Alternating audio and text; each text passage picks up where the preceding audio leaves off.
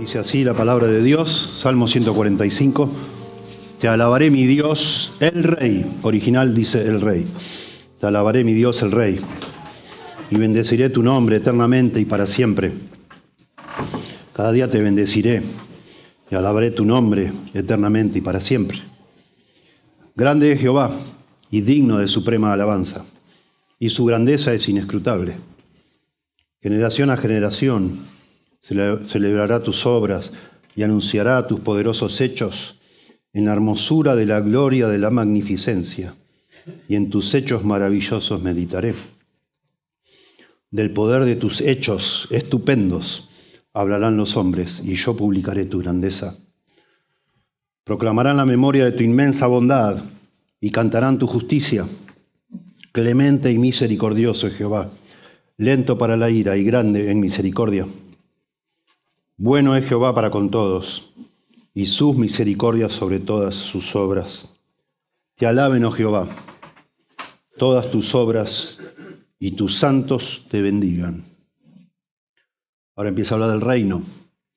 Ya habló de la grandeza, versos 3 al 6, de la misericordia y bondad, del 7 al 10, o el 7 al 9, y ahora va a hablar del reino. La gloria de tu reino, digan y hablen de tu poder, para hacer saber a los hijos de los hombres tus poderosos hechos y la gloria de la magnificencia de su reino. Tu reino es reino de todos los siglos y tu señorío en todas las generaciones.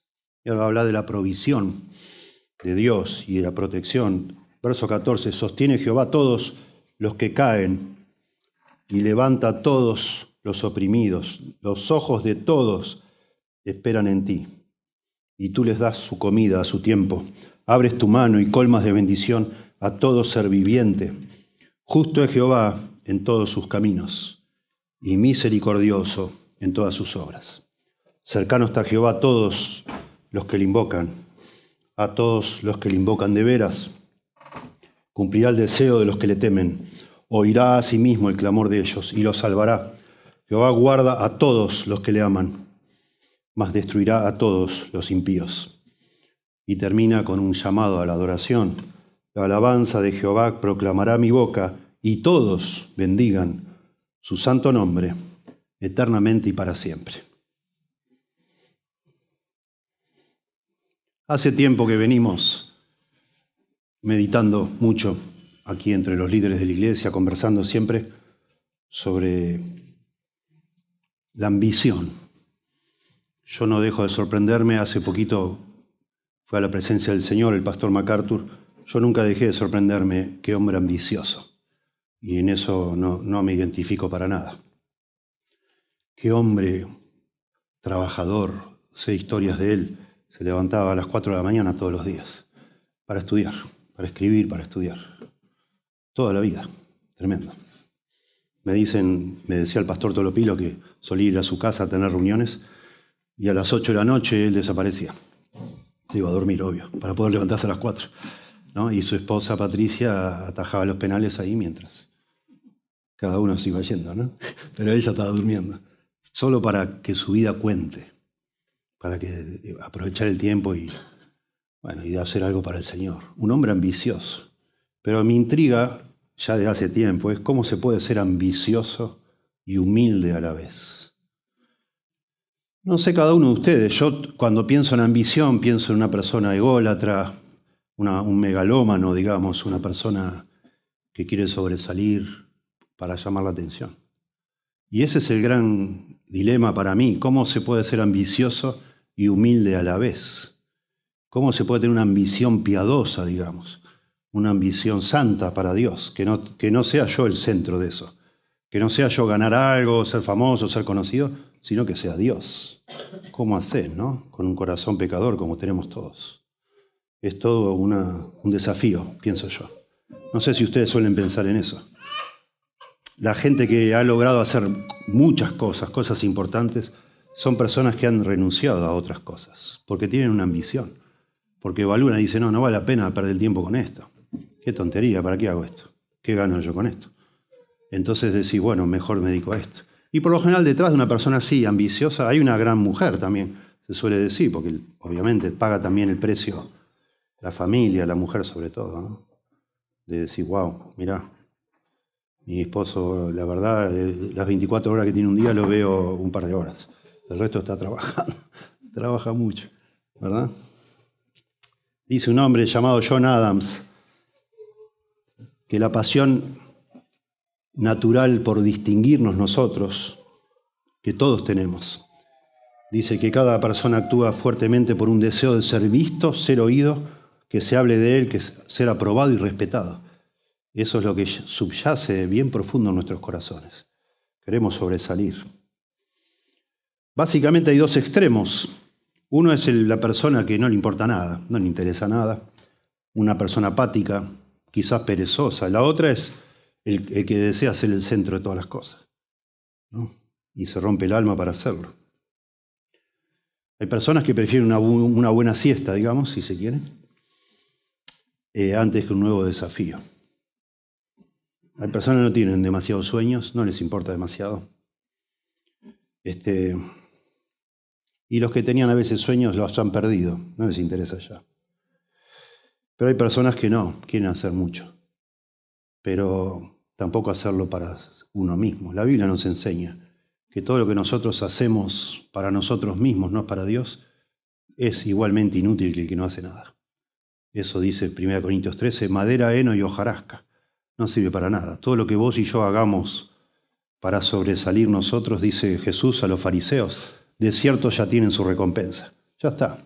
Vos querías que tu vida sirva para que te aplaudan, te estimen. Bueno, listo, esa es tu recompensa. Que alguien te haya aplaudido, qué sé yo. Saliste en el diario El Cuarto Poder, acá en Lobo, por decir, o La Palabra. Acá hay 2 diarios, o había. Creo que hay uno ahora. Bueno, esa es tu recompensa, listo. Pero no tiene nada de eterno eso, porque vos ni yo somos eternos, digamos. La única meta valiosa, más allá de nosotros mismos, trascendental es la palabra, ¿no? Que nos supera, más grande que vos y que yo, es cuando el objeto de esa meta es Dios, que es el único ser trascendental que existe, ¿verdad? Por eso la salida para este dilema, ¿cómo puedo yo tener una ambición que sea valiosa? Primero es que no debe estar centrada en mí. Si está centrada en mí, ya perdió todo el valor que podría haber pensado. La manera de redimir mi ambición es enfocarla a Dios, que es el único ser eterno que hay, ¿no? Y eso es humildad, porque ya no importa acerca de mí. Yo me corro, Dios está en el medio. Y eso de alguna manera suaviza, digámoslo así, el egoísmo de mi ambición. Lo anula, lo quita del medio, ¿no? No mata la ambición, y ese es el desafío, cómo hacer para ser humilde sin matar tus ambiciones, ¿no? Sino que las encausa. La clave es dirigirla al lugar apropiado, que es Dios. Siempre es Dios. De esa manera me aseguro que mi ambición no se pierda, porque es un motor, y eso es lo que me admira a mí, de personas que son y han sido muy ambiciosas para el bien. Qué motivación han tenido esas personas, ¿no? Porque todos luchamos con la carne. Los apóstoles mismos dijeron, ¿no? El espíritu está dispuesto, pero la carne es débil. Tenemos muchas ideas muy lindas, pero no las realizamos. El deseo del perezoso lo mata, porque sus manos no quieren trabajar. Y esa energía que necesitamos para ser productivos viene de tener una ambición apropiada, sin duda.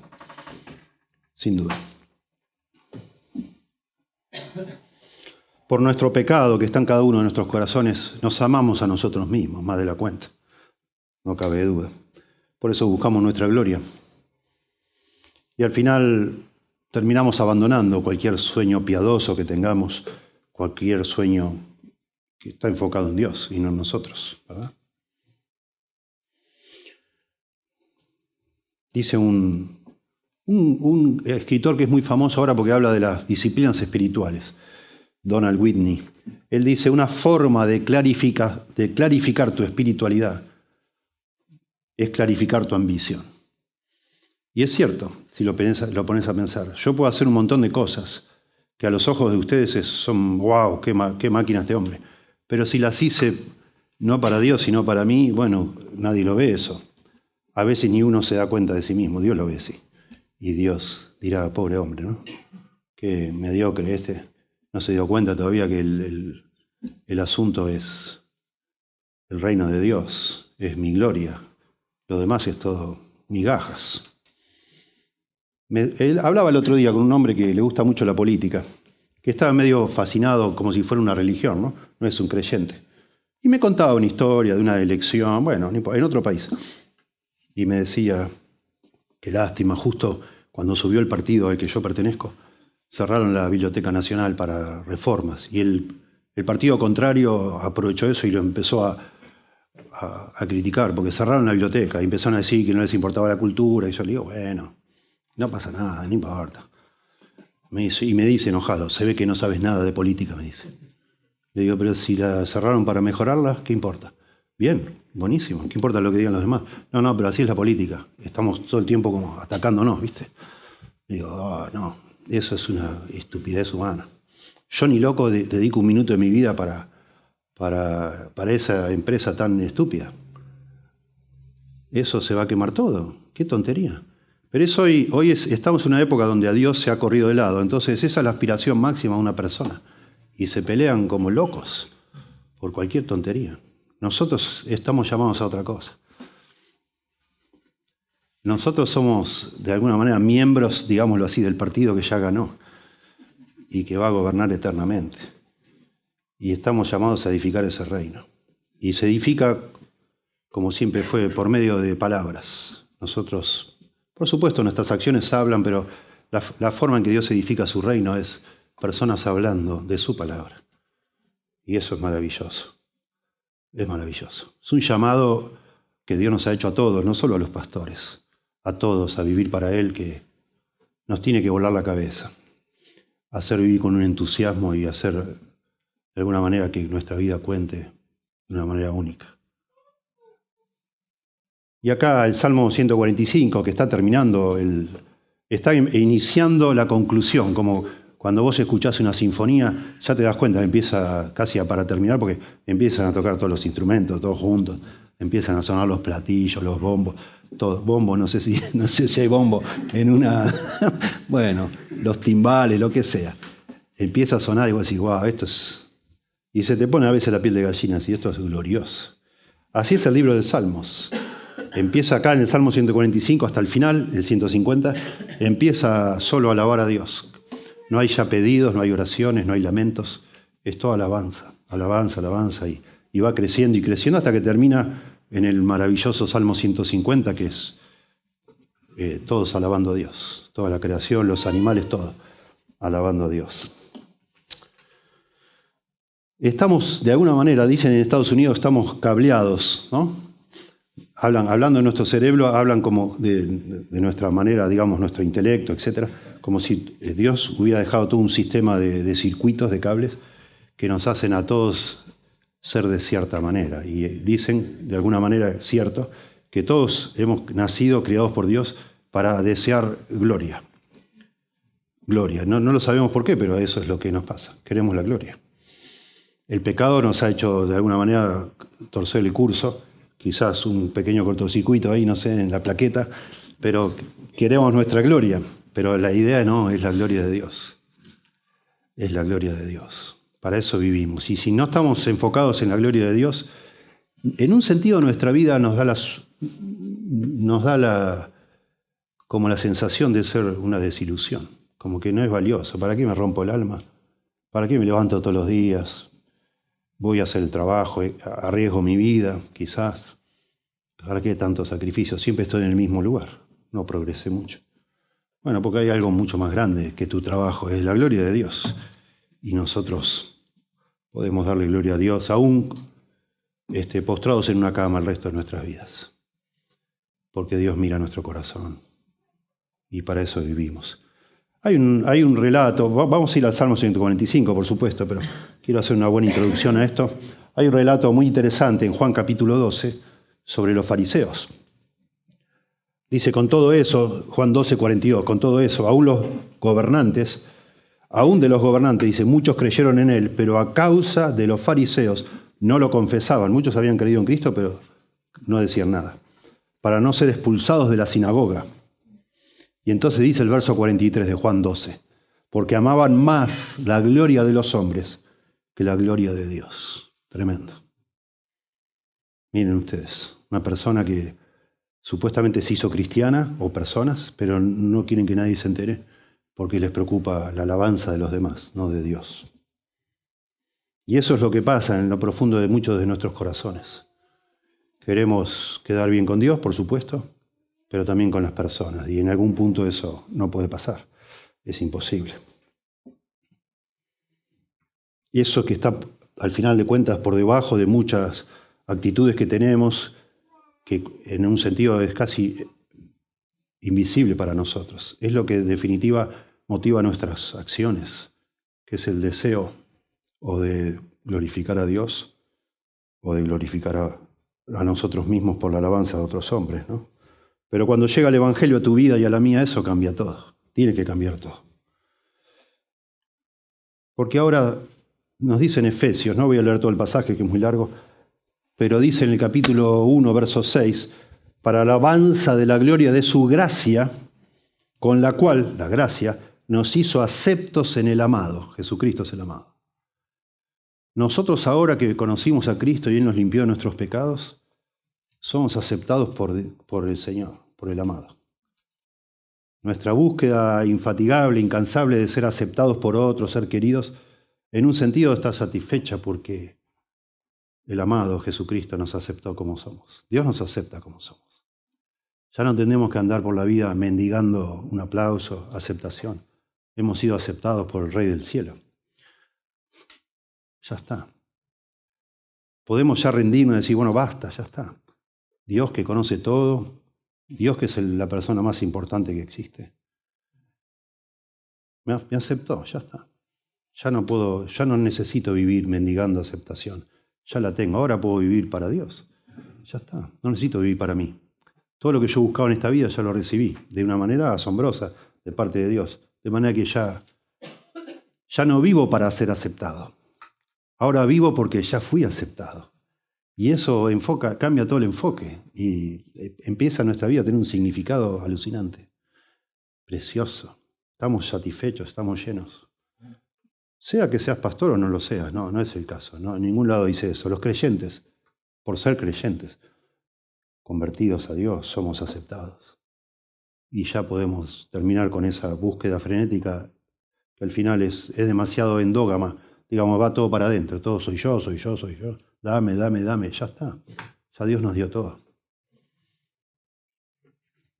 El que no escatimó, dice Romanos 8, a su propio Hijo, ¿cómo no nos dará junto con Él todas las demás cosas? Tenemos todo. De manera que ya no tenemos que ser el centro, cosa que no tiene sentido, sino ya podemos dar. Glorificar a Dios y atender a otros, que son los dos mandamientos que resumen toda la ley, ¿no? Cuanto menos estemos nosotros enfocados en nosotros mismos, más fructífera será nuestra vida. Más fruto para Dios va a dar. Cuanto menos yo piense en mí mismo y vos en vos mismo. El fruto que dé mi vida va a ser más puro, más sincero, más valioso en definitiva, más digno, porque yo estoy fuera de ese objetivo. Ya está. Eso es precioso. Dice el escritor de Moby Dick, Herman Melville, dice que la ambición es la más secreta de todas las pasiones humanas. Interesante. Quizás nosotros mismos no lo entendamos, quizás, no sé. O nos dé vergüenza confesarlo, que todo lo que estamos haciendo en realidad lo hacemos no para Dios, sino para nosotros. Sobresalir, cosa miserable.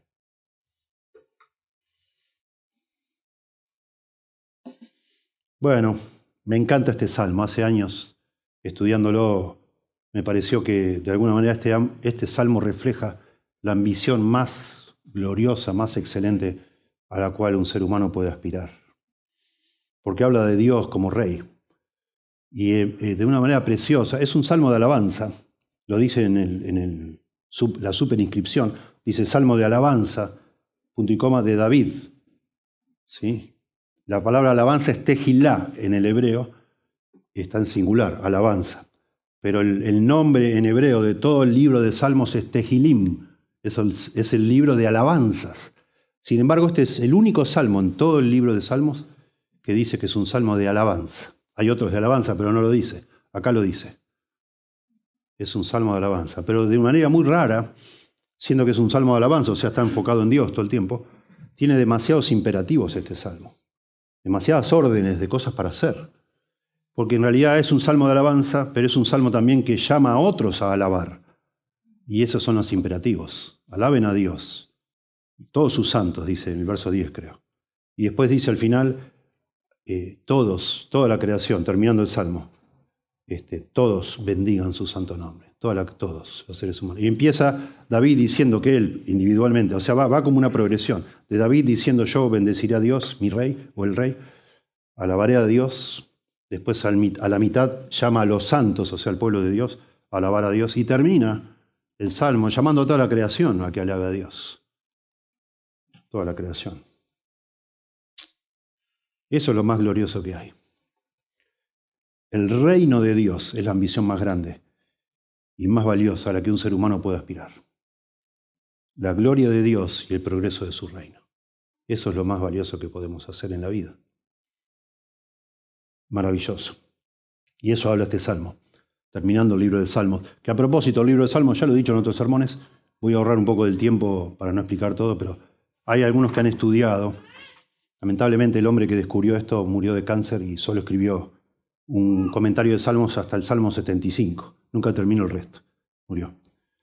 Pero él se hizo muy famoso, porque antes de escribir el comentario, estuvo haciendo investigaciones y publicó artículos teológicos diciendo que él, por supuesto demostrando, ¿no?, que él había visto que en las costuras de los Salmos, ustedes vieron que el libro de Salmos tiene 5 libros, libro 1, 2, 3, 4, 5. En la costura es en la unión entre el final de un libro y el principio de otro, así le llama él costura, o bisagra, si querés, que todos esos eran salmos de realeza, salmos que hablan de Dios como rey. Le llamó mucho la atención y empezó a investigar, y él propone que el libro 1 habla de cómo asciende David para ser el rey a la imagen de Dios, digamos, el prototipo de lo que va a ser el Mesías en el futuro. El libro 2 habla del reino de David, ya como rey él. El libro 3 muestra la decadencia del reinado de la dinastía de David, Salomón, Roboam, etc., y cómo acaba eso. Y el libro 4, que empieza en el Salmo 90, que es un salmo, ya lo hemos estudiado hace no tanto, es el salmo que se dedica a Dios, ¿verdad? La eternidad de Dios. Empieza ahí a mostrar que la esperanza de Israel no debe estar puesta en un rey humano. David fue un buen rey, pero toda su descendencia regulares y malos, sino en el reinado de Dios. Y ese es el tema del libro de Salmos. Israel debe, porque es el libro del pueblo de Israel, debe poner su esperanza no en un rey humano, sino en el reinado de Dios sobre este mundo. Y va cada vez más, como va increyendo, hasta que termina aquí en el Salmo 145, que de alguna manera introduce todo el final, mostrando el reino perfecto de Dios. Dios es el rey. Y a él debemos seguir, y a él debemos adorar. Es el centro de la historia de Dios. La cruz, por supuesto, la cruz, la muerte de Jesús en la cruz es el centro de la historia de la Biblia, pero no es el fin, no es el clímax. El clímax es el reino de Dios. O sea, los habitantes del reino de Dios estamos ahí, vamos a estar gracias a la cruz, pero no fuimos salvados ya para después seguir viviendo para nosotros mismos, para nada. Fuimos rescatados, nuestro corazón fue transformado para ahora vivir nuestra vida alrededor del concepto del reino de Dios y por fin estar por la eternidad adorando al Rey. Tremendo, pensá. Al Rey que es un cordero inmolado, porque gracias a la cruz es que podemos estar allí en un lugar donde no hay pecado, ¿verdad? Dice un escritor llamado Osterley, como himno de alabanza a Dios, este salmo se destaca como probablemente el más hermoso de todo el libro de Salmos. Aquello que debe atraernos más y lo que más debemos esforzarnos por comprender es el intento afanado de su autor, el autor de Salmos o el editor, el que juntó todos, por describir la gloria de Dios. David es el mayor autor de Salmos, 75, la mitad de los Salmos escribió David, por lo menos de los que sabemos, porque en la superinscripción a veces nos dice, a veces no. De los que dicen, 75 Salmos son de David. El único salmo de todo el Salterio, dijimos, es este, Tejilá. Tejilá, alabanza. La palabra alabar aparece 46 veces en los últimos 6 salmos. 145, 46 hasta el 50. Es el centro de toda esta conclusión del libro de Salmos, ¿sí? En toda la liturgia judía, en todas las costumbres judías, las tradiciones, el Salmo 145 se debía leer 2 veces por la mañana y 1 por la tarde. O sea, es como que le dan mucha importancia. Es muy fácil, dice otro escritor, darse cuenta cómo este salmo llega a ocupar un lugar tan importante en la liturgia judía. Cada día del año se lo lee 2 veces en los servicios de la mañana y 1 vez en el de la tarde, el vespertino. La grandiosidad de Dios y su amor constante por todos los que lo reverencian son sus temas recurrentes.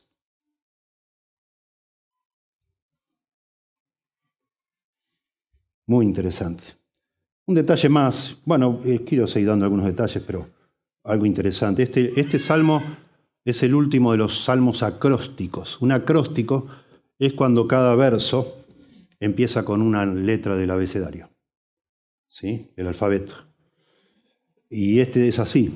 Cada verso empieza con una letra distinta. Salvo hay una excepción, le faltaría un versículo para abarcar todo el alfabeto, es la letra Nun, la N en hebreo Nun, no existe en este salmo. Lamentablemente, o no sé si lamentablemente, hay personas, los judíos que se fijaban en estos detalles, hicieron versiones donde le agregaron un versículo para que aparezca la letra N, Nun, ¿sí? Solo para, como que le parecía o sentían ellos que se había perdido un versículo, no sé, para que todo sea de la A a la Z. Eso tiene un propósito. En todos los salmos hay 6 salmos que son acrósticos. En cada salmo que es un acróstico, la idea que se quiere transmitir con eso, primero puede ser una ayuda a memoria, para memorizarlo entero, pero más que nada lo que se quiere comunicar con eso es que la persona que escribió todo lo que pudo, no hay más para escribir, como que escribió de la A a la Z, diríamos nosotros, ¿sí? Y como este salmo habla de los atributos de Dios, lo que se quiso comunicar aparentemente es que ya no hay más que decir sobre Dios, está todo dicho acá. Por supuesto que nunca está todo dicho sobre Dios, porque es infinito, pero con este recurso literario, como que se fue la A, la B, la C, etc., hasta la Z, decir, bueno, ya dije todo lo que había para decir. Interesante, ¿sí? Da la idea de, no en este caso, en otros casos que también son acrósticos, caso del libro de Lamentaciones, que está describiendo una tragedia tremenda, y está escrito en forma de acróstico, da la idea de que el que lo escribió no estaba desesperado, no estaba sumido en un pozo de depresión, si no hubiera escrito así nomás, todo como un enloquecido, digamos. Como está así A, B, C, etc., comunica que él está tranquilo, que en medio de todo el desorden, el caos, él está en orden. Por eso escribe de esa forma. Bueno, en este caso no. El caso acá no hay ninguna tragedia ni nada. Acá el caso es que se abarcó todo lo que se podía decir sobre Dios. Es muy interesante el Salmo, ahora vamos a ir viendo, pero hay momentos que parece que el escritor se quedó sin palabras. Quería hablar tanto de Dios, engrandecer tanto, decir cosas tan lindas que no le alcanzó el vocabulario, digamos.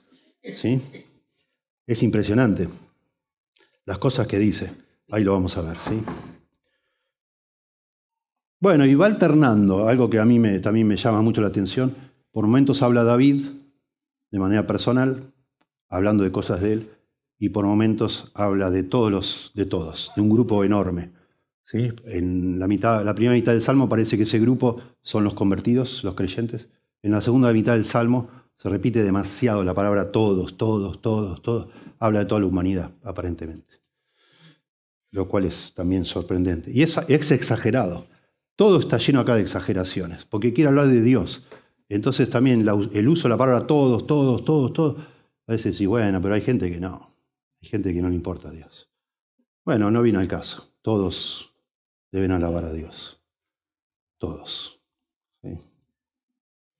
El tema es la soberanía de Dios. Dios es el Rey, es el soberano. Y eso se anuncia en la primera línea. Te exaltaré, mi Dios, el Rey. El único Rey que hay, al final de cuentas. Te exaltaré, mi Dios, el Rey. Hay muchos salmos. Salmo 5, verso 2. mi Dios, mi Rey, Salmo 84, verso 3, mi Dios, mi Rey, etc. Pero el único que dice mi Dios, el Rey, es el Salmo 145.1. Hermoso. Porque delante de la palabra rey, que es Melec, está el artículo el, Gemelec. G sería el rey. Interesante. Y es un inclusio, no sé si han escuchado esto, son recursos literarios. Empieza el versículo 1 diciendo eternamente y para siempre. Y termina el último versículo, el 21, y dice eternamente y para siempre. Es como que se llama inclusio el recurso, pero como si fuera un sanguchito, digamos, ¿no? Lo primero que en el versículo 1 lo que dice, termina el último versículo. Es todo una unidad. Dentro de esos dos, llamémosle brackets o... ¿cómo sería brackets? Corchetes. ¿Vos dijiste corchetes? Bien ahí, ¿eh? Muy bien, corchetes. Claro, entre dos corchetes, digamos, todo lo que está dentro, vamos a hablar de Dios. Y lo hace con esta frase, eternamente y para siempre. Por eso también es valioso. Es lo único valioso que nuestra vida esté enfocada en Dios, porque es lo único eterno y para siempre. Todo lo demás es efímero. Va a pasar, no vale la pena. Sí.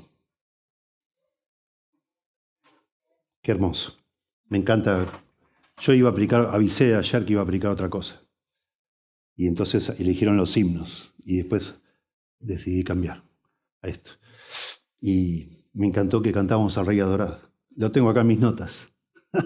Porque es lo que cantamos, es lo que dice este salmo, al Rey adorado. Es un llamado a que adoremos al Rey. Al Rey adorado, grandioso Señor, y con gratitud cantad de su amor. Recién cantamos. Anciano de días, eso sacado del libro de Daniel, el gran defensor, de gloria vestido le damos loor, etcétera, etcétera, etcétera. Y hasta habla de la providencia de Dios, el himno que cantamos. ¿Qué es lo que hace este salmo? Porque exalta a Dios. Los reyes, nosotros no tenemos rey, pero supuestamente los que han vivido bajo la realeza entienden que un rey tiene dos funciones principales. Proteger al pueblo con su ejército y proveer para el pueblo, cuidar de su pueblo. Eso es lo que hace un rey. Y de eso habla este salmo. Por eso es muy lindo también que hable de como Dios, como proveedor, como el que cuida a las personas que están humilladas, porque Él es lo que hace un rey. Es como un padre, digamos, con mayúscula, un rey en una nación, ¿no? Esa es su función. Y eso es lo que hace nuestro Dios con nosotros. Qué maravilla, ¿no? La gracia de este rey, porque eso es lo que habla. Acá habla de la gracia de Dios. La gracia de Dios, según la Biblia, se manifiesta de dos maneras. En una, lo que llamamos la gracia común, que es que el sol sale para justos e injustos. Cuando llueve, llueve para todos. Eso se llama la gracia común. Y eso lo habla al final, en la última parte del Salmo, habla de todos, todos, todos, todos. Eso es la gracia común. Y por eso le pide el salmista, le pide a toda la humanidad, a todos, que bendigan a Dios. Porque todos, aunque no crean en Dios, todos le deben algo a Dios. Todos le debemos algo a Dios. Todos. Pero está la gracia particular o especial, que es la de los creyentes. Además de la provisión de Dios, que lo da a todos los seres humanos, a nosotros nos ha perdonado. Nos ha perdonado los pecados, nos ha dado salvación. Recibimos su misericordia, y eso habla la primera parte del Salmo, que es a los creyentes.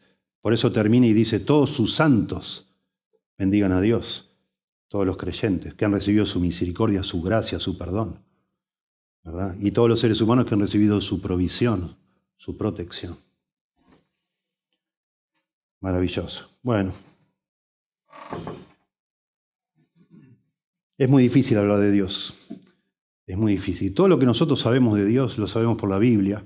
Algo por la naturaleza, pero confirmado por la Biblia, ¿no? En Romanos dice que toda su grandeza, su deidad son visibles por las cosas hechas. Pero la Biblia nos enseña, nos tiene que enseñar para entender, ¿no? Los cielos cuentan la gloria de Dios, Salmo 19, el firmamento anuncia la obra de sus manos, etc. Pero al final nosotros estaríamos a tientas, solo improvisando, especulando, haciendo hipótesis sobre Dios, si no tuviéramos la Biblia. La Biblia nos dice cosas ciertas sobre Dios. Dios inspiró la Biblia. Dios se reveló a sí mismo con la Biblia. Pero Dios es mucho más grande que eso. En otras palabras, lo que sabemos de Dios es algo cierto, pero no es suficiente. Es es lo poquito que Dios quiso que sepamos.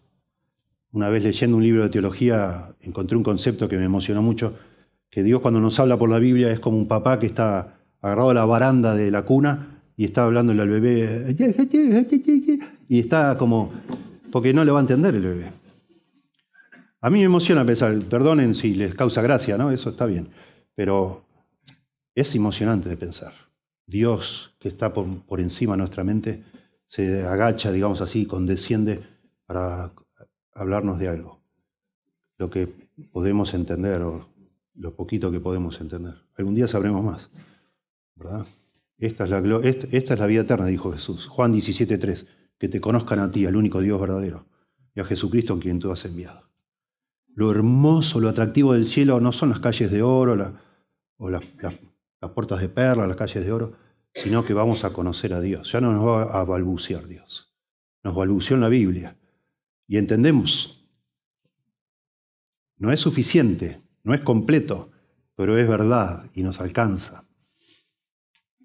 Pero cuando uno se pone a meditar en Dios y quiere tratar de describirlo, se queda sin palabras, porque lo poquito que uno sabe es lo que leyó en la Biblia, pero no es todo, no va a ser todo, imposible. De manera que este escritor, David, cuando empieza a hablar de Dios, como decíamos, no le alcanza el vocabulario. Se tropieza, parece, con los adjetivos. No alcanzan los adjetivos, ¿sí? Y entonces dice cosas como exuberantes, digamos. Rimbombantes, me gusta la palabra rimbombantes. Es como algo, la palabra rimbombante es una palabra de sonido, como de bomba, ¿no? Como es algo que estamos como exagerando tanto, parece que estamos tirando una bombita. Cada día, dice el salmista, eternamente, para siempre, todos, 17 veces, dice que todos, cada generación, etc. Impresionante. Entonces, analicémoslo un poco, no me voy a meter en todo, pero tratemos de ver un poco la estructura del Salmo, un poco cómo va llevando el razonamiento para motivarnos. El Salmo es un llamado a adorar a Dios, a centrar tu vida en el Rey, que es Dios. Y con la ayuda de Dios procuremos tomar nota, digamos, ser de alguna manera desafiados por este Salmo, ¿sí? Interpelados, para que pensemos si de verdad mi vida está enfocada alrededor de este motivo o estoy apuntando demasiado bajito, digamos, ¿no? Y le animo a cada uno de nosotros, me animo a mí mismo a levantar la puntería, digamos, y vivir para algo más glorioso que solo terminar el mes con todo al día, digamos. No es una vida de perros, miserable. Si tu vida es esa, ¿no? No tiene ni gracia, digamos así. Sí. Bueno, entonces repito, el gran tema del Salmo es que la ambición más grande y valiosa a la que un ser humano puede aspirar es la gloria de Dios y el progreso de su reino, el reino de Dios. En primer lugar, versículos 1 al 9, Dios me llama a mí como su hijo, singular, Dios me llama como su hijo a ser cautivado por su persona, el carácter de Dios, y por su reino. Noten la preponderancia del singular. Te exaltaré, mi Dios, el Rey, y bendeciré. Es David que escribe, él dice lo que va a hacer. Y bendeciré tu nombre eternamente y para siempre. El concepto de nombre en Medio Oriente resume todo lo que esa persona es. ¿Por qué asunto es conocido a esa persona? Su nombre. Y en el caso de Dios es el carácter de Dios, ¿sí? La fama de Dios, de Yahweh, la fama de Dios es el nombre de Dios. Se lo ha ganado, por supuesto, esa fama por lo que Él es, por su carácter, que en definitiva es lo que está detrás de todas sus acciones. Es todo lo que la gente sabe de Él, de Dios, su nombre. Por eso dice, bendeciré tu nombre eternamente y para siempre. Cada día te bendeciré y alabaré tu nombre eternamente y para siempre. Noten que bendeciré y alabaré casi los pone como sinónimos, porque dice bendeciré, verso 1, tu nombre eternamente y para siempre, y después alabaré tu nombre eternamente y para siempre, lo mismo. Y ahí se enfoca David en la grandeza de Dios. Noten, Grande es Jehová y digno de suprema alabanza, y su grandeza es inescrutable. La palabra inescrutable es lo que estábamos hablando. No podemos nunca llegar al fondo, no vamos a llegar nunca al fondo. Ni aún en la vida eterna, que dice, esta es la vida eterna, que te conozcan a ti, el único Dios verdadero, y a Jesucristo a quien tú has enviado. Dios es inescrutable. Estaremos eternamente conociendo a Dios y nunca vamos a llegar a decir, bueno, listo, ¿y ahora qué hacemos acá en el cielo? Ya lo conocemos. Nunca vas a llegar. Nunca. Permítame un paréntesis cortito. Hace años, cuando estaban comenzando las computadoras, vendían revistas sobre juegos, de videojuegos, y hacían ranking de los videojuegos. Y el ranking estaba determinado por distintos asuntos. Los gráficos, el sonido, la jugabilidad, etc. Pero lo que le daba más puntaje a cada juego era cuántos meses un adolescente podía jugar con el juego sin aburrirse. En serio. Y asombrosamente, los juegos más grosos de todos, por decir, eran 6, 7, 8 meses. Porque los chicos obsesivos, ¿no? Imagínense un adolescente que ni come, capaz, ni duerme, no sé, jugando. Al final llega al final y pasa todos los niveles y ya está, queda aburrido. Y van a comprar otro. ¿Sí? Es muy interesante y muy necesario que en la eternidad, una eternidad, vos imaginate vivir una eternidad, que no te aburras en el cielo. Sería fatal aburrirte en el cielo. Bueno, lo único que hay posible para que nunca lleguemos a la última pantalla, digamos, es Dios. Conocer a Dios nunca nos va a aburrir, al contrario. Y aún eternamente tratando de conocer a Dios, nunca vamos a llegar a conocerlo del todo. Eso es maravilloso, me motiva y espero que te motive. Yo no sé si te has dado cuenta que una de las cosas más estimulantes que hay en este mundo es aprender cosas.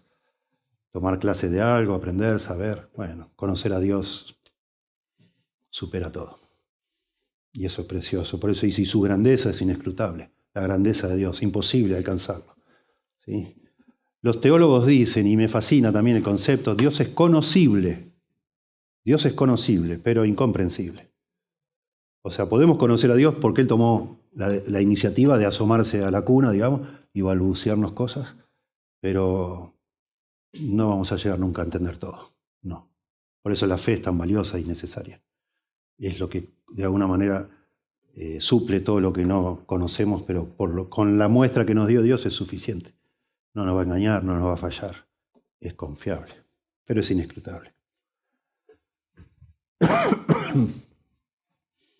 Verso 4. Generación a generación celebrará tus obras. Noten, de nuevo, es terminología de todos, todo el tiempo, ¿no? Cada día, etc. Generación a generación celebrará tus obras y anunciará tus poderosos hechos. Es la hermosura. Noten acá hay una frase que se quedó sin adjetivo, preciosa. En la hermosura de la gloria de tu magnificencia. Tremendo. Hermosura, gloria y magnificencia, todo junto. Y en tus hechos maravillosos meditaré, dice David. Del poder de tus hechos estupendo, agrega otro acá, hablarán los hombres. Del poder de tus hechos estupendos hablarán los hombres, y yo publicaré tu grandeza. Comienza el verso 3 hablando de grande Jehová, y su grandeza es inescrutable, y termina aquí, y eso nos da la pauta que se cerró ahí como un tema, y yo publicaré tu grandeza. Precioso, precioso. Somos un poco atrevidos los seres humanos opinando lo que Dios debería hacer, pero si existe Dios, dicen los ateos, ¿por qué pasan estas cosas? Y nosotros pretendemos opinar y decir lo que Dios debería hacer. Si yo fuera Dios, haría tal cosa. No seas tonto, vos no sos Dios. Y gracias a Dios que no sos Dios, porque seguramente estaría todo autodestruido ya. Dios es un Dios asombroso, admirable, pero también es temible. Y así debe ser. Los seres humanos necesitamos temer a Dios. Y eso significa que Dios haga cosas que nosotros jamás haríamos. Él está por encima nuestro, mucho más. Y si Dios solo hiciera lo que a nosotros nos parece bueno, nadie temería a Dios. Esto sería un relajo. como suele ser cuando un jefe es blando, ¿no? Digo yo, es mi interpretación. Ahora pasa la misericordia. Noten, 7, proclamarán la memoria de tu inmensa bondad.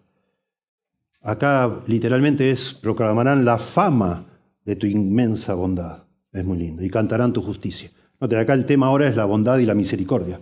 Clemente y misericordioso es Jehová, lento para la ira y grande en misericordia. Bueno es Jehová para con todos, y sus misericordias sobre todas sus obras. Acá está citando Éxodo 34:6, perdón, que es el pasaje del Antiguo Testamento que más se repite en toda la Biblia, que es después del becerro de oro, ¿se acuerdan ustedes? Cuando estaba ahí pendiente si Dios los destruía o no los destruía, al final él dice esto precioso, ¿no? Clemente y misericordioso es Jehová, lento para la ira y grande en misericordia. Bueno es Jehová para con todos y sus misericordias sobre todas sus obras. Precioso. La misericordia de Dios, la grandeza de Dios es inescrutable, la misericordia de Dios también es maravillosa. Es enorme, no la podemos entender. Y por eso, a ver si casan esto cortito, pero es un poco medio filosófico, pero por eso era necesario que el hombre pecara. Mirando vos las montañas, te das cuenta que Dios es poderoso, sumamente sabio, no sé, mirando una chinche, no sé, una hormiga, vos decís, ¿cómo puede ser esto? ¿Dónde está el cerebro de la hormiga? ¿A dónde está? ¿Cómo funciona? ¿Cómo? Vos decís, este Dios que hizo esto tiene una mente superior. Y te vas dando cuenta de todos esos atributos, digamos así, impersonales, ¿no? El poder, la sabiduría, etc. Pero para entender la misericordia de Dios y la gracia de Dios y el perdón de Dios, con una montaña no lo entendés, con una hormiga tampoco. Lo entendés cuando ves a un ser humano desgraciado, ingrato, malvado, y Dios lo ama igual, muriendo por él en una cruz. Decir, no puede ser.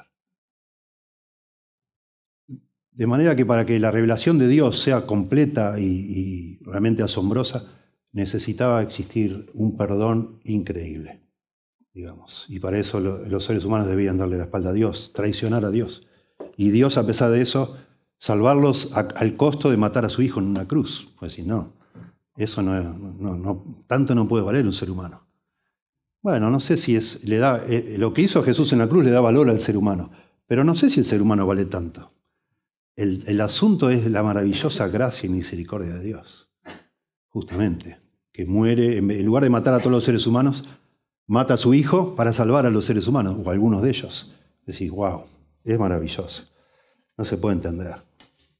Como pasó con el pueblo de Israel. ¿Cómo puede ser Dios, el Dios de Israel, cuando Israel lo traicionó con un becerro de oro? ¿Están locos? Dios lo tendría que haber liquidado a todos, así, con un rayo ahí, ¡fuc! Y empezamos con Moisés, otro pueblo. Pero no fue el caso. Este rey al cual adoramos es un rey con una misericordia y una paciencia y una bondad que nunca se vio en el mundo. En segundo lugar, versos 10 y 11, Dios nos llama como su pueblo. Noten, habíamos empezado diciendo que del 1 al 9, Dios nos llama, Dios me llama a vos y a mí, me llama como su hijo individual a ser cautivado por su persona y su reino. Y habla de la grandeza y la misericordia, ¿sí? Y ahora Dios nos llama, plural, Dios nos llama como su pueblo a ser cautivados por su persona y su reino. Lo mismo, pero ahora es en plural. Noten, verso 10, te alaben, oh Jehová, todas tus obras, y tus santos te bendigan, el pueblo de Dios. La gloria de tu reino digan y hablen de tu poder. Todos los creyentes, todos los que somos parte de su pueblo. En tercer lugar, versos 12. Bueno, está repetido acá, perdón, 12 al 21 hasta el final. Dios, o casi hasta el final, Dios me llama individualmente, ahora de nuevo individualmente, como su hijo, y corporativamente, como su pueblo, a una vez que estemos cautivados por su persona, trabajar por el progreso de su reino. Primero Dios nos llama individualmente a ser cautivados por su persona y su reino. Después Dios nos llama colectivamente, es lo que vemos aquí. Y ahora finalmente, en la división tercera que hago aquí, Dios nos llama tanto individualmente como corporalmente, como pueblo de Él, una vez que seamos cautivados por su persona, a trabajar por el progreso de su reino.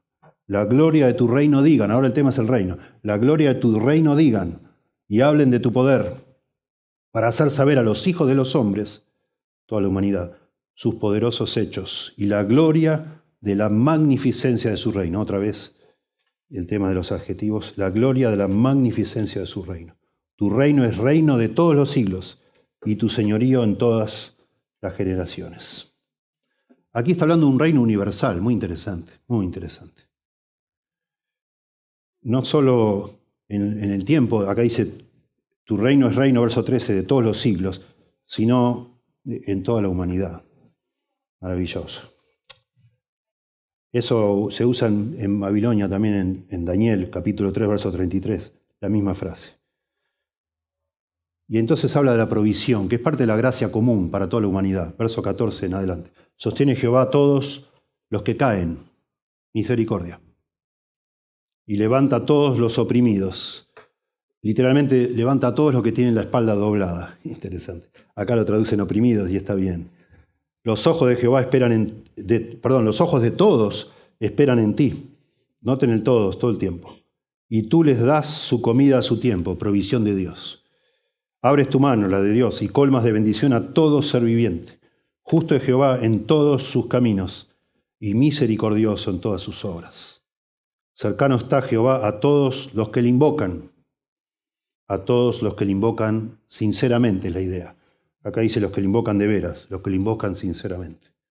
Cumplirá el deseo de los que le temen. Oirá a sí mismo el clamor de ellos y los salvará. Jehová guarda a todos los que le aman, mas destruirá a todos los impíos. Interesante, ¿no? Verso 14 dice, sostiene Jehová, y acá termina el 20, Jehová guarda, sostiene, guarda a todos los que le aman. Y termina el Salmo con, si a la primera versículo le podemos llamar preludio, versículo 1 y 2, preludio, cuando habla en el medio, es el verso 10, si no mal no recuerdo, déjenme ver. El verso 10 sería el interludio, porque ahí aparecen los imperativos. Te alaben, oh Jehová, todas tus obras, verso 10, y tus santos te bendigan, interludio. Y al final es el posludio, son frases de la música, ¿no? De música clásica. El posludio o de poesía. La alabanza de Jehová, verso 21, la alabanza de Jehová proclamará mi boca, David, y todos bendigan, imperativo, todos, ya no su pueblo, verso 10, sino todos bendigan su santo nombre eternamente y para siempre. Esta repetición de todos, es para exaltar la grandeza del reino de Dios. Es un reino universal para todos o de todos. Dios es enorme, inescrutable su grandeza y su reino. Es un reino que nunca se ha conocido. No ha habido igual, digamos. Es incomparable. Qué bendición, qué hermoso. Dice un escritor antiguo, muy antiguo, siglo XIX. Dice, la gloria, la majestad, la eternidad del reino de Dios, de lo que tanto se ha dicho. ¿Cómo se manifiestan? Pregunta. ¿En dónde se hace más evidente que en ningún otro lado la excelencia sobresaliente de este reino? No, por cierto, en los símbolos del poder terrenal y el orgullo, sino en la graciosa condescendencia de Dios para con los caídos y los aplastados. En el bondadoso cuidado con que se ocupa de las necesidades de todas las criaturas vivientes. Ahí se manifiesta la grandeza de este reino. Por supuesto, Dios puede provocar terremotos, tormentas, huracanes, lo que sea, pero en medio de todo este contexto, hablando de esa grandeza inescrutable, de repente nos aparece el verso 14, sostiene Jehová a todos los que caen y levanta a todos los oprimidos. ¿Qué rey es este? ¿De dónde salió este rey, no? Este rey mata a su hijo para dar vida a los que están bajo su condena. Tremendo, la gracia de Dios. Algunos traducen a todos los que están cayendo, no a todos los que caen, según el verso 14. Es muy expresiva esta frase, dice. Qué maravilla. Y todavía no había venido el Señor Jesús. Cuando vino Jesús, Él reveló más que nunca la grandeza de la gloria de Dios, de la gracia de Dios. De una manera impresionante. Hay una traducción que es como una paráfrasis antigua de un tal Moffat, y él traduce de alguna forma el verso 15. Digo de alguna forma porque yo lo traduje al español de él, pero no me sale igual, ¿no? Pero noten qué interesante. Verso 15 y 16, según Moffat, todas tus criaturas miran a ti, esperando de tu mano su alimento que llegue en la estación apropiada. De tu mano abierta reciben, por cierto, ocasión para regocijarse en tu favor. Dice en Santiago, ¿no? Toda buena dádiva, todo don perfecto, ¿verdad? Desciende de lo alto, del Padre de las luces, en el cual no hay mudanza ni sombra de variación. Todo lo que recibimos, nadie en este mundo puede decir, a mí nadie me regaló nada. Todo lo contrario. Todo nos ha regalado Dios, todo. Todos los seres humanos, meto una cucharita ahí de algo interesante que yo no sabía antes de ir al seminario, nunca había escuchado. Ustedes saben que se llama apologética a la disciplina, digamos, que nos ayuda a defender la fe, a discutir con personas que están en contra, ¿no? Particularmente ateos. Hay una apologética llamada naturalista, que es usando argumentos, por ejemplo, del argumento de la creación, si hay una creación tiene que haber un creador, etcétera, ¿no? Son todos razonamientos. Pero hoy en día, bueno, esto viene de hace más de 100 años, pero hoy en día, digo yo, se ha analizado mucho que con la apologética naturalista, vos podés hacer que una persona que niega que existe Dios pueda al final decir, bueno, me rindo, Dios existe, ahora me doy cuenta. Pero no podés hacer que esa persona crea en la Biblia, en el Dios de la Biblia. Cree que hay un Dios, pero no el Dios de la Biblia. Hay una apologética, o una forma de hacer apologética, que se llama presuposicionalista. Es muy interesante. Y es asumir que en realidad todo el mundo sabe que Dios existe. Porque Dios nos creó con eso en nuestro corazón. Y en realidad el problema cuando vos hablás con un ateo no es que no crea que Dios existe o necesitas demostrarle que existe. El problema, según Romanos 1, es que él está frenando la verdad con su propia soberbia. Es un asunto moral, no intelectual. No necesita información, evidencias, sino que necesita ser confrontado con su necedad, que está negando lo que es obvio, porque Dios nos ha revelado a todos los seres humanos. Es muy interesante, muy interesante. Es bíblico. El domingo pasado tuve una conversación así y me asombró mucho cómo la persona me habló de política un montón. Digo, bueno, me lo suelo hablar con esa persona y lo escucho. Y escucho activamente. Y le quise hablar de Dios. Me dijo, no, de Dios no quiero hablar, me dijo. Digo, ¿cómo que no querés hablar de Dios? Y no, digo, bueno, pero estás en mi casa. Y yo quiero hablar de Dios. No, le dije así, en serio. Me siento ofendido, te digo la verdad. Le digo, yo hace, pero meses, años, que te estoy escuchando hablar del comunismo. Ya. La primera vez que te digo, bueno, ahora vamos a hablar de Dios, me decís que no. A mí me ofende. No podés hacer eso, me resulta muy soberbio. Y bueno, cayó y me escuchó. Y es muy interesante, porque usé esa idea presuposicionalista, porque yo presupongo que él sabe que Dios existe. Él dice que no, pero sí sabe, y en realidad su no creencia es una rebeldía. No es que, te tengo que explicar. Y entonces en un momento le dije, mirá, lo que vos hacés es grave, porque vos decís que no crees en Dios, pero vos lo estás negando conscientemente a Dios, y eso es un pecado muy serio. Bueno, seguimos hablando y en un momento me frena y me dice, porque me dejó hablar, me dice, ¿vos pensás que es un pecado grave que yo no crea? Digo, sí, claro que sí, obvio. Pero nunca traté de demostrar que Dios existe. No tiene sentido, porque él está negando conscientemente. Y eso es muy hermoso aquí en este salmo, porque el salmista asume que toda la humanidad sabe que Dios le debe algo a Dios. Toda la humanidad ha estado y está bajo su protección y su providencia. Claro que sí. Y un ateo dirá, bueno, pero ¿y la gente con discapacidad? Bueno, tranquilo. Ustedes saben que hoy en día, hoy ya saben cuando una mujer está embarazada si su hijo va a tener discapacidad o no. Y en muchos hospitales, sobre todo en Europa, te dan a elegir si lo querés tener o lo abortás. Entonces muchas organizaciones que trabajan con chicos discapacitados han empezado a hacer videos preciosos mostrando que los chicos discapacitados pueden ser felices. De hecho, son felices. Para que no se aborten más. Cada vez hay menos síndrome de Down en el mundo. Hay un video que es conmovedor mostrando a todos chicos, lo hicieron en Italia, una mujer supo que su hijo iba a nacer con síndrome de Down, le dieron la opción de abortar y ella escribió a esa organización y dijo, solo quiero que me digan una cosa, ¿mi hijo va a ser feliz? Y le contestan en un video, después les paso el enlace, no lo sé ahora, le contestan un video que le hicieron todos chicos discapacitados con síndrome de Down, diciéndole a la señora, yo soy feliz, su hijo va a ser feliz, etc. Hermoso.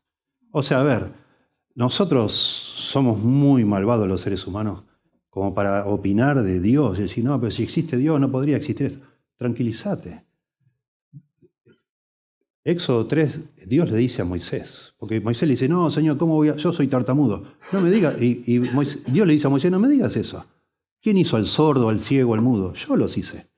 Dios no le da vergüenza decir, yo hice a la gente discapacitada. Claro, yo lo hice. Y está bien, yo los hice. Yo soy Dios, ¿o qué te crees? Yo hago lo que quiero, ¿verdad? Y a lo mejor, yo no lo sé, Dios sabrá, algún día entenderemos mejor, pero gracias a que vemos todos esos problemas, nosotros deberíamos dar gracias. Cada mañana decir, Señor, gracias porque puedo respirar. Gracias que sigo caminando, o lo que sea. Y damos gracias a Dios por lo que parece tan obvio. No es tan obvio. Claro que no es tan obvio. ¿Verdad? Dios es bueno. Este es un rey bueno, que gobierna todo, pero es, como dicen ahora, es empático. Él sostiene a los que están cayendo. Él levanta a los oprimidos, a los que tienen la espalda torcida, etc. Él es Dios, no nosotros. A nosotros nos toca aceptar lo que Él ha decidido, ¿sí? Bueno, qué maravilla. Encontré en algún lado, porque hay frases que son muy lindas. Encontré en algún lado, no lo registré acá, pero no sé quién dijo que este es el salmo del nombre majestuoso, el nombre majestuoso del Rey bondadoso. Me encanta. Me encanta. Bueno, concluyendo, necesitamos recuperar la visión de lo eterno, lo trascendente. No, nuestra vida no está bien si no ponemos como norte, digamos así, como dirección, como aspiración, glorificar a Dios y engrandecer su reino. Todo lo demás es inferior, no tiene valor, no tiene sentido. No podemos vivir para nosotros mismos. Algo ha pasado en nuestra cultura, en nuestra generación, después de haber empezado a negar a Dios al principio del siglo XX con Darwin. Darwin fue el siglo XIX, pero con Freud, con un montón de explicaciones que fueron como desplazando a la religión como algo optativo, como algo privado y personal. No. Dios es el centro del universo. Si en tu vida, en tu motivación, en tu corazón, Dios no está en el centro, tu vida le falta algo. No tiene sentido. Así como ya no hay casi heroísmo, los héroes son los de Marvel ahora. Absurdo. No, el héroe para mí es el barrendero que cuando hay helada está pasando por la puerta de casa. No de Marvel. ¿Qué es eso de Marvel? Sí. Muchos jóvenes viven para viajar, para comprar tecnología. Eso parece que fuera el objetivo de la vida. Hace años ganó uno de Gran Hermano, me acuerdo, no sé el nombre, pero él dijo que iba a cumplir el sueño de su vida, ahora que le dieron bastante dinero. Y él dijo, y le explicaron, ¿cuál es el sueño de tu vida? Bueno, me compré un departamento, un televisor gigante y una PlayStation. Eso es lo que hizo. Pensá, el sueño de tu vida. Estar todo el día jugando a la PlayStation solo en un departamento para que tu mamá no te diga, anda a laburar, o lavar los platos, sacar la basura, lo que sea. No, está solo en su departamento jugando a la PlayStation. Qué vida de perro, espantoso. Mis perros duermen casi todo el día. Yo digo, ¿hagan algo? Nada, ya ni vigilan, nada. No hay nada. No hay... Recuerdo haber leído hace muchos años de un actor que también dio un reportaje. Dice, cuando yo manejaba un Fitito, un Fiat 600, me acuerdo haber estado estacionado en un semáforo y miraba al lado y tenía una tremenda Hammer, se llamaban Hammer, unas camionetas gigantes. Y yo decía, uff. Y yo trabajaba, esa era mi zanahoria, dice, tener una Hammer. Y trabajaba como un loco y bueno, ya tuve lo que... Ya no tengo una Hammer, pero me la podría comprar. Y el gran problema mío, y por eso sufro depresión, decía, es que ya no sé qué zanahoria tener adelante, porque ya he logrado todos mis sueños. Bueno, ponete por propósito, glorificar a Dios y edificar su reino. Y nunca vas a tener que cambiar de zanahoria, te lo aseguro. Y tu vida va a ser muy valiosa. Y le digo a todos acá, a los jóvenes también, ¿sí? Nada vale la pena. Al final, cuando lo alcanzaste, soñaste con eso, cuando lo alcanzaste te das cuenta que era todo vanidad. Vanidad de vanidades, todo es vanidad, todo es sin sentido. Tenemos que buscar a Dios, ¿sí? Señor, damos gracias por tu palabra. Señor, ayúdanos a despertar a la realidad de que nada que surja de nuestros planes, de nuestros esfuerzos, tiene valor suficiente para motivarnos el resto de la vida, Señor. Ayúdanos a pensar en tu grandeza inescrutable, en tu misericordia, en tu bondad, aún en tu provisión, en quién eres tú, Señor, y el lugar que deberías tener en nuestro corazón. Señor, límpianos el corazón por medio de la sangre de Cristo para entonces empezar a vivir para ti, Señor. Satisfacer toda la sed de nuestro corazón por medio de la obra y la persona de Cristo, y entonces sí, ya poder olvidarnos de nosotros y vivir para ti, Señor. Ayúdanos, Señor, por favor. Ayúdanos a verte con esa inmensidad que es propia de tu carácter, a motivarnos contigo, Señor, con conocerte y servirte y vivir para ti, Señor. Por favor, despiértanos a estas realidades espirituales que lamentablemente muy pocas personas tienen en cuenta. Ayúdanos, te rogamos, Dios, en el nombre de Jesús.